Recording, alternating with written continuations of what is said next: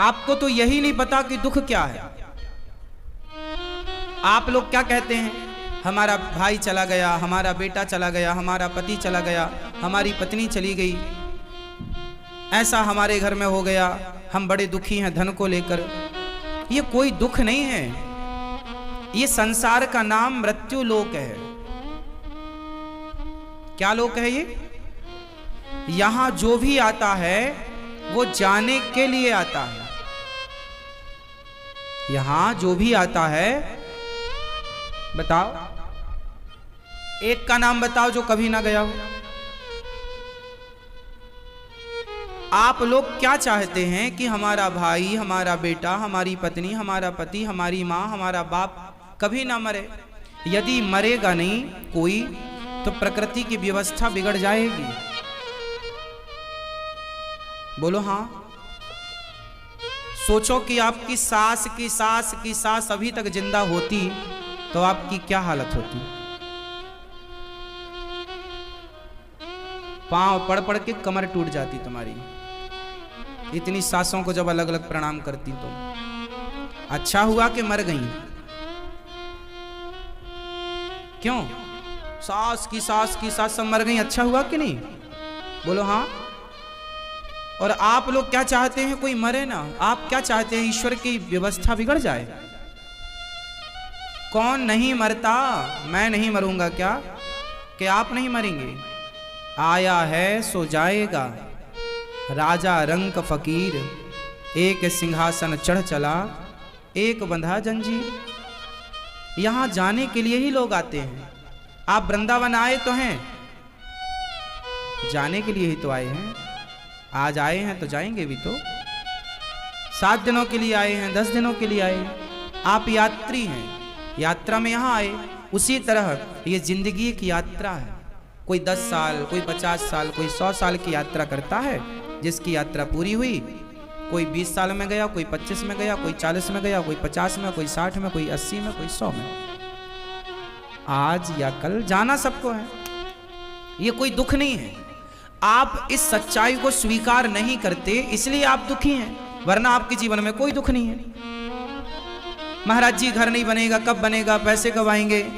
मेहनत कर्म करोगे तो पैसा आएगा। अब कोई काम ना करे, खटिया में बैठा रहे, हे भगवान हम बड़े दुखी हैं, पैसे नहीं हैं, हम तो बहुत दुखी हैं। अरे भाई पैसे नहीं है तो मेहनत करके कमाओ, तुम्हारा दुख तुम्हारी मेहनत से दूर हो जाएगा। अब तुम कहो भगवान ने बड़ा दुख दिया। भगवान की आपसे कोई दुश्मनी थोड़ी है कि भगवान ने आपको दुख दिया। भगवान कभी किसी को दुख नहीं देते। राम न मारे काहू को, पापी नहीं आराम, आप ऐसे मर जाते हैं कर कर खोटे काम। कोई किसी को कहां मारता है? को ना काहू को सुख दुख कर दाता, निज कृत कर्म भोग सब भ्राता। मुझे जो सुख मिलता है वो मेरे ही अच्छे कर्मों का फल है, और मुझे जो दुख मिलता है वह मेरे ही बुरे कर्मों का फल है। ये कोई जो है वो भोगना पड़ेगा, या हंस के भोगो या रो के भोगो। चलो बताओ सबसे बड़ा दुख क्या है? अब आप लोगों ने जो बताया ना, हम बड़े दुखी हैं, बहू के बेटा नहीं हो रहा है, ये कोई दुख नहीं है। आप लोग स्वीकार नहीं करते, आप चीजों को स्वीकार नहीं करते। आप कहते हैं हमारे पास ये नहीं है, हमारे पास वो नहीं है। अच्छा आप एक लिस्ट बनाओ, एक लिस्ट बनाना ऐसी जिसमें आपको ये लिखना है कि आपके पास क्या नहीं है, और दूसरी लिस्ट बनाना है आपको जिसमें ये लिखना है कि आपके पास क्या क्या है। तो आप बताओ, सब बताना। आपके पास है और आपके पास नहीं है। कुछ चीजें आपके पास नहीं हैं और कुछ चीजें आपके पास हैं। तो नहीं है उनसे, है उनसे आप किससे ज्यादा प्रभावित हो रहे हैं? आपके पास जो नहीं है आप उनके लिए रो रहे हैं, आप उनका शोक कर रहे हैं, उनके लिए दुख व्यक्त कर रहे हैं। पर जो है क्या उसके लिए आप खुशी व्यक्त कर रहे हैं? क्या आप उसके लिए खुश हैं? आपके पास जो नहीं है आप उसकी शिकायत तो भगवान से करते हैं कि भगवान आपने ऐसा किया। जो है क्या उसके लिए धन्यवाद दे रहे हैं?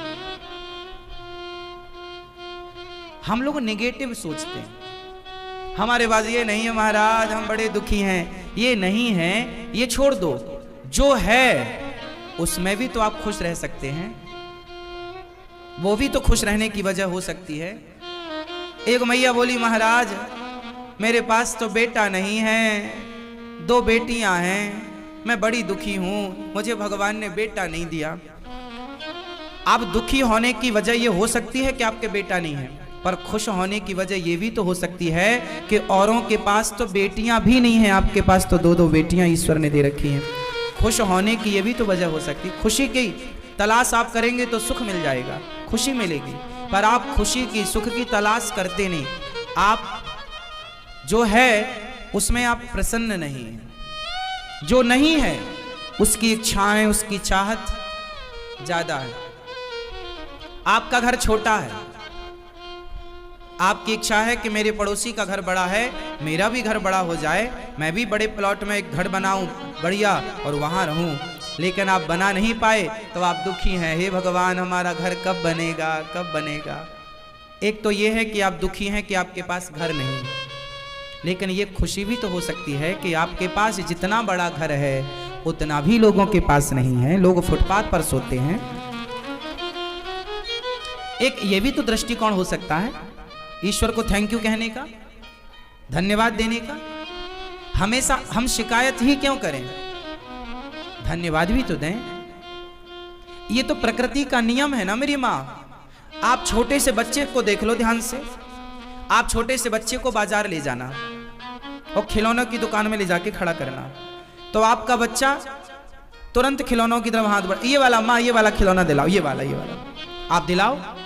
आप दिलाएंगे, घंटा 2 घंटा उसके संग खेलेगा, 10 मिनट या 20 मिनट खेलेगा, और खेलने के बाद जिस खिलौने के लिए वो रो रहा था, मां नहीं दिलाती तो रोता, और दिला दिया तो 10-20 मिनट बाद पड़ा है उसकी तरफ देखता नहीं। हाँ या ना, ऐसा होता है या नहीं? बच्चा खिलौने की जिद करता है और मां ने दिला दिया या पिता ने, तो खेलेगा 10-20 मिनट और फिर पड़ा है, मां कहेगी खेल ले उसके साथ, नहीं खेलूंगा, और फिर दुकान ले जाओ तो दूसरे को देख के कहेगा अब ये वाला दिलाओ। बस वो बच्चे आप ही तो हैं। आपको ईश्वर ने जितने खिलौने दे रखे हैं आप उनसे खेल चुके हैं,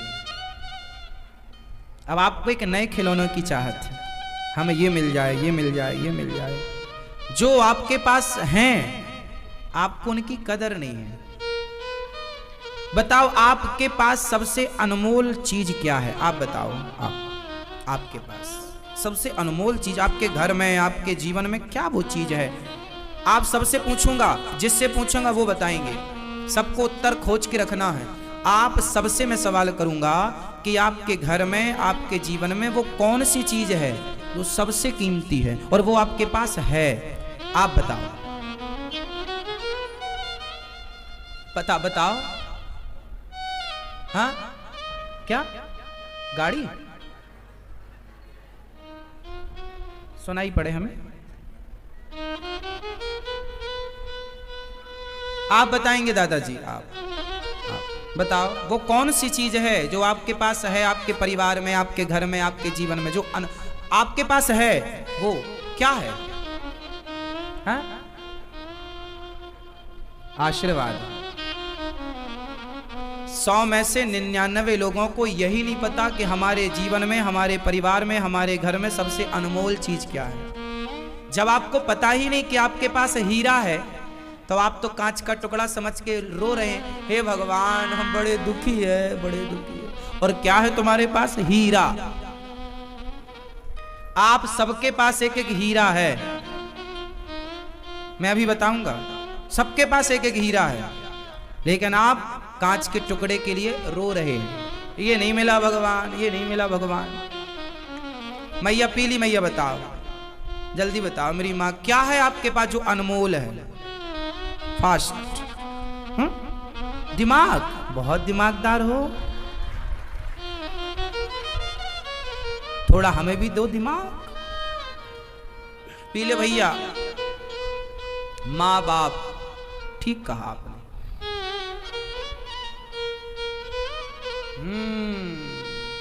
ये दादाजी बताएंगे आगे वाले। हाँ आप हाँ हाँ, भगवान का आशीर्वाद। हाँ तुम भी बता पड़े आज समय। वाह कैमरामैन, अच्छा है समय, अच्छा है। मुकेश तुम बताओ। कैमरामैन जरा फोकस करो।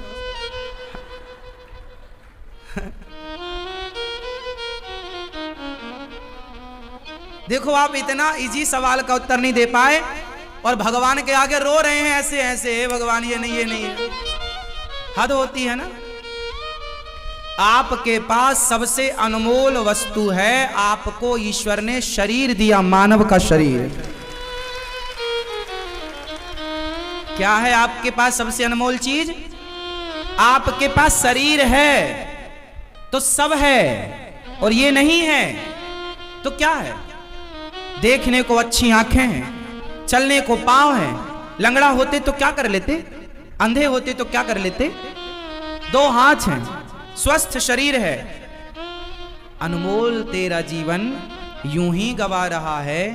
आप बताओ साहब, मैं आपको 10 करोड़ रुपए दूं और आपसे कहूं कि आप अपनी दोनों आंखें फोड़ दो या दे दो, तो क्या 10 करोड़ लेकर आप दोनों आंखें फोड़ देंगे अपनी?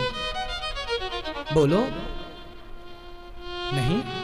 आपको कोई 20 करोड़ दे और कहे दोनों पांव काट दो अपने, तो क्या 20 करोड़ लेकर दोनों पांव काट देंगे? बताओ, क्या पैसों से शरीर की तुलना हो सकती है? पैसा अनमोल है कि जीवन अनमोल है? शरीर। बोलो। कोरोना काल में लोगों ने अपनों का जीवन बचाने के लिए 1 घंटे की ऑक्सीजन खरीदने के लिए 50,000 रुपए देने को तैयार थे, लेकिन 50,000 रुपए या लाखों रुपए या करोड़ों खर्च करके भी वो अपनों का जीवन नहीं बचा पाए। लोगों ने अपनी सारी संपत्ति बेच दी अपनों के जीवन को बचाने के लिए।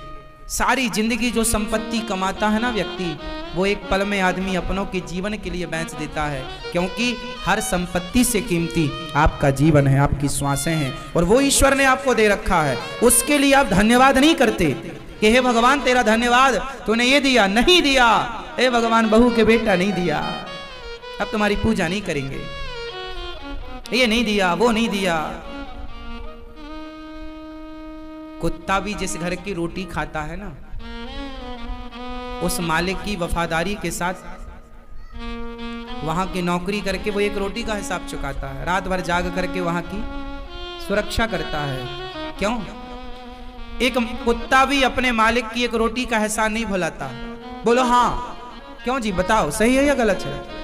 मालिक की एक रोटी का एहसान कुत्ता भी नहीं भुलाता, लेकिन आपने उस परमात्मा के दिए शरीर का एहसान भुला दिया। ये कितनी अच्छी बात है या कितनी बुरी बात है?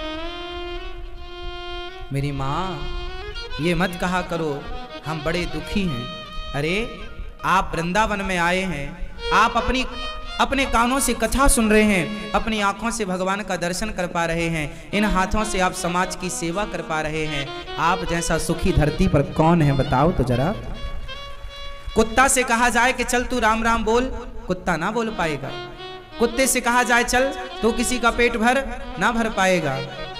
84 लाख योनियां हैं मेरी माँ, चींटी, हाथी, कुत्ता, बिल्ली, इन 84 लाख योनियों से ईश्वर ने आपको सर्वश्रेष्ठ बनाया है।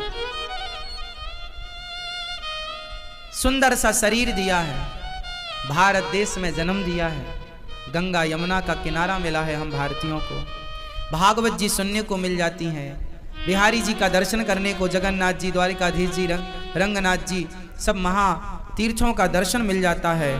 माँ बाप की सेवा कर लेते हैं, इस शरीर से, इन हाथों से 2 पैसा कमा के किसी भूखे को रोटी दे देते हैं। अब बताओ और क्या चाहिए? रही इच्छाएं तो इच्छाएं आपकी कभी पूरी नहीं हो सकती, आपके मन की कभी पूरी नहीं हो सकती। हाँ या ना? बोलो हाँ या ना? आपकी इच्छाएं कभी पूरी, रावण की इच्छाएं पूरी ना हो पाई, तुम्हारी हमारी क्या होंगी? इसलिए शिकायत नहीं करेंगे भगवान।